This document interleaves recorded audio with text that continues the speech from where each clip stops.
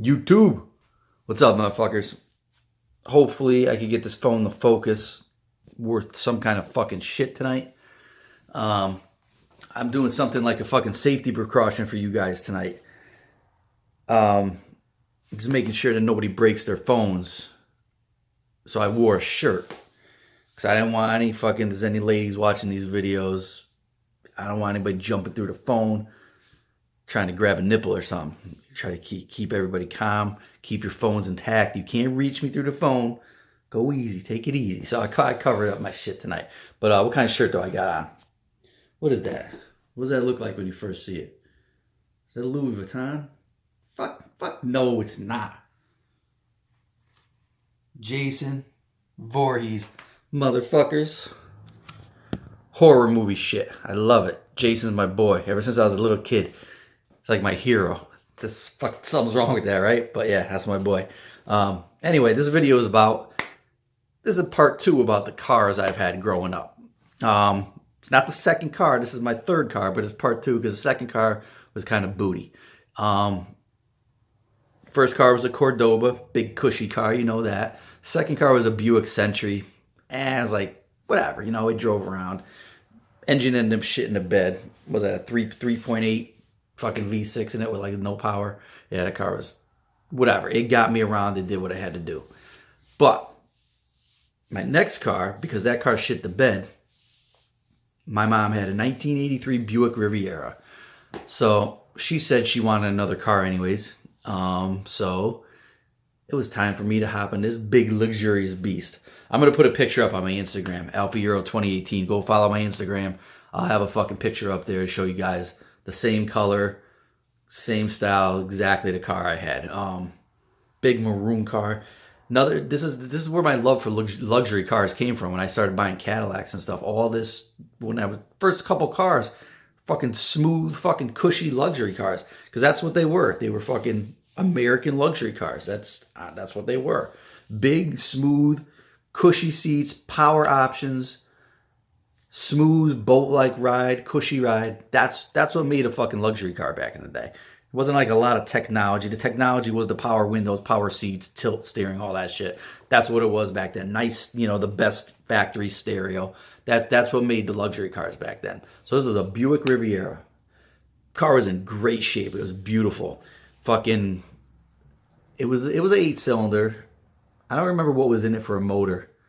305, 307. I don't know what was in the Buicks back then, but it was front wheel drive. This fucker, you would step on the gas, this thing would roast the front tires. It would fucking move. This car went good.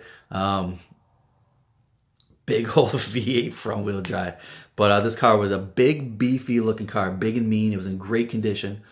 Always got compliments on this car because I fucking, like, now, once I got this car, this was like, okay, now I'm taking care of my car. It's like, I'm going to fucking clean this thing. It's going to be fucking waxed. I think it's like as soon as one person gave me a compliment, like, oh, that car's nice, blah, blah, blah. I was, all right, I'm going to keep it nice. I like the attention I would get from a car. It was new to me. I was young. I liked cars. I liked the way I felt in them. And that was that. But this car, let's see. This was like my, how old was I? It was the same thing. I was probably 17, 18 years old. But this was during my gangster years when I thought I was I thought I was from the hood. You know what I mean? All I listened to was rap music, big ass clothes. Thought I was fucking hood. I think a lot of people go through that phase. I smartened the fuck up. I still like some of that music, I tell you, but I don't look like that anymore. Now I'm just a handsome white boy. So yeah, but this car just added to the gangsterism because it was just a big fucking laid back. I would sit, fucking steering wheel was about this fucking big. I would just be leaned back in that thing, barely could see over the fucking dashboard. Because I was small as it is, and this car was big. But I accentuated it because, I don't know what it was. I don't know if anybody knows this these days, but when we were young in high school, for some reason it was like a cool thing to lay back in the car, to act like you fucking just were so kicked back in your car. You couldn't even see. It was totally unsafe. We went to high school with one kid who fucking, I think he used to sit in the back seat. Like, no bullshit. You couldn't see his head over the, you couldn't see his head over the fucking side, the sill of the window. You couldn't see it. He drove fine though. I don't know, but that's what we used to do. It was cool back then. But yeah, I had the Dr. Dre Chronic cassette in there, slide that fucker in. Used to load that fucker up. We'd go to the bodegas, the little fucking ghetto stores, get the black bag, fucking 40 ounces. Crazy Horse, I was drinking that. And mind you guys, I wasn't supposed to be drinking, but we would roll through the hood, fucking bunch of youngsters. We'd load my car up, drinking 40s and whatever, hanging with chicks and stuff. That's what we did. It was cool. What happened? The first thing I did to that car that banged it up a little bit, I was upset. Even my parents were upset because that car was fucking beautiful.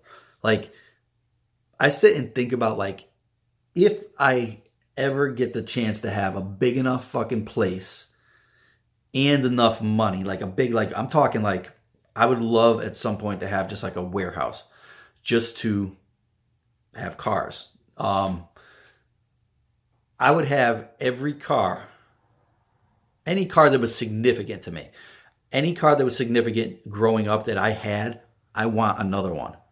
A pristine fucking good condition one. And if it's not, I'll make it that way. But I want one. I want to, it's weird, but I want to be able to go out there and look at different times of my life and say, yep, this was this.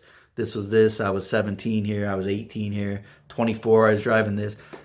I don't know. Something about, I don't know if you count it as like, is that like midlife crisis? No, I just think that's like, some of them, you got to understand, I talk about a lot of bad shit that happened to me, but some points there was enjoyment in my life. You know what I mean? It wasn't a total fuck fest. It wasn't a total shit show. There's certain parts of my life I enjoyed. I enjoyed my cars, you know? Certain ones. I fucking loved them. So the Buick Riviera, the first bang up I had with it, there was a restaurant near us, a pizza place. I don't know if we were going to get drink or just fucking pick up food or what. But the parking lot kind of like went to the right, but it went up at the same time, kind of like up into the parking lot. Now me, I'm driving with my fucking head down, steering wheels up here like this. I take the right to turn in. Boom, the car gets kicked to the fucking left with a scraping sound. Like, what the fuck? Get into the parking lot, get up there and look at the door. The whole fucking passenger door is pushed in and scratched. Right in the corner of the parking lot, there's a fucking boulder, like in the side of the fucking driveway. If I had been sitting up, I would have fucking seen it. I had no excuse. I had beautiful power seats. I had them like all the way laid to the floor. I'm 5 foot fucking nothing. 5'8", 120 pounds. I got the seat to the floor. I can't even see over the door. But I think I'm cool, so fuck the car up that time. Parents were pissed at me. They didn't fix it. If I wanted to fix it, I had to do it myself. But I was young. I didn't have that much money, so it was little. I lived with it. You know what I mean? I drove the car anyways. Inside was immaculate. It was a beautiful car still. But the demise of that car, what happened to that car finally at the end? Leaving work, I worked at a job in Wolcott, Connecticut. This is like a small town now compared to where I grew up. I grew up in Waterbury, which is like a city, big city. This was like a small town. But it is you go through the back roads and you connect right to Waterbury when I would leave work. So I would leave work, windy, hilly roads. That's how I left this place. So I was leaving one day. I think I might have even been daytime. It might have been a weekend. Might have been early. It was light out. It wasn't dark.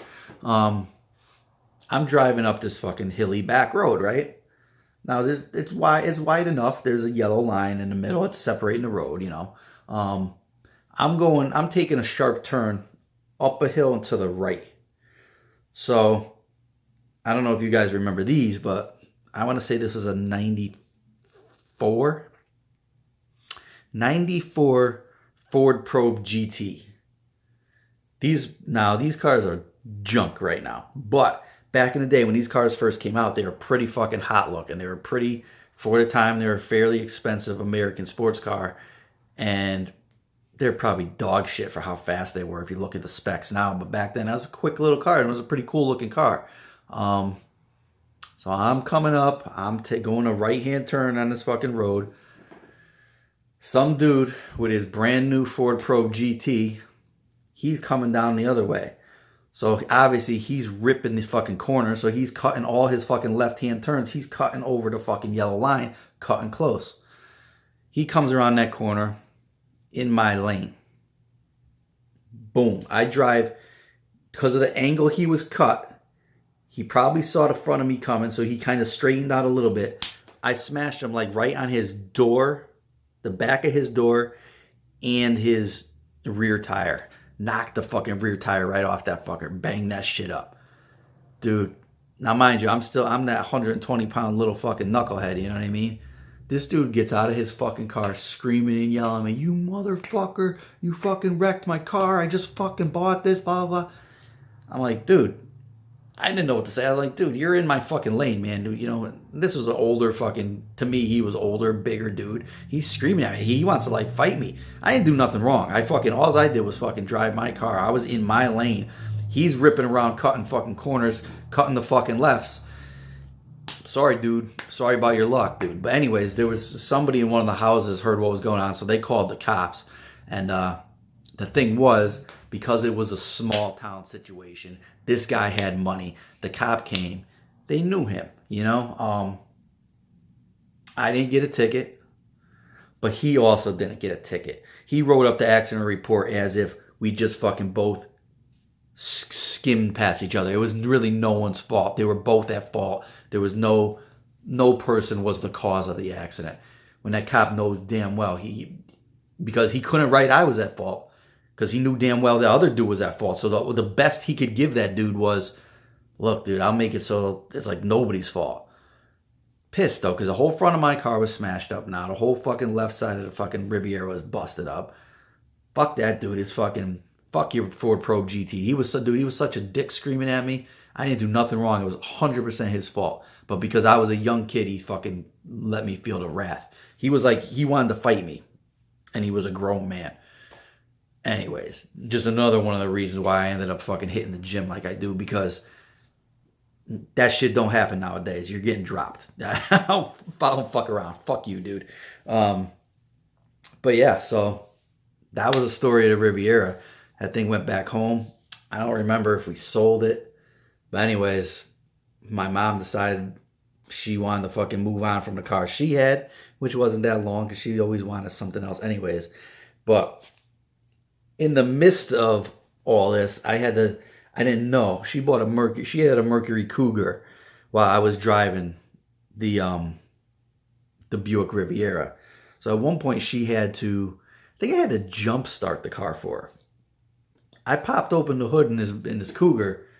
Car was pretty cool. It had like a digital dash, you know. It was fucking badass little car. But when I popped the hood and I saw the top of the motor, what did it say on it? Ford Motor Company 5.0. Oh my goodness. So now this is a 5-liter Mercury Cougar. I don't know how many they made, but I thought that was pretty fucking cool. So when she said, fuck it, I want another car, you're going to take the Cougar, which I had to pay for. I'll tell you guys, the Mercury Cougar is another video, but needless to say, my next car will be the Mercury Cougar. The next video of a car will be the Mercury Cougar, because I was very happy about getting that car. That was the first car I could say, like, I kind of took care of the Buick, but once I got this Mercury, that was it. That made me into love. That turned me into loving cars, because that car I did stuff to. It just, I wish I had pictures. Somebody may have pictures. I'm gonna have to talk to somebody. But it was a badass car, 5-liter Mercury Cougar, and it sounded like it too, because I made it that way. Anyways, guys, that was my first. That's gonna be a fun video to talk about, because I loved that car. Anyways, that's the end of the Buick Riviera. Like I told you, I'm gonna fucking put a video. I'm gonna put a picture of my Instagram about the Buick. You'll see exactly what it looked like.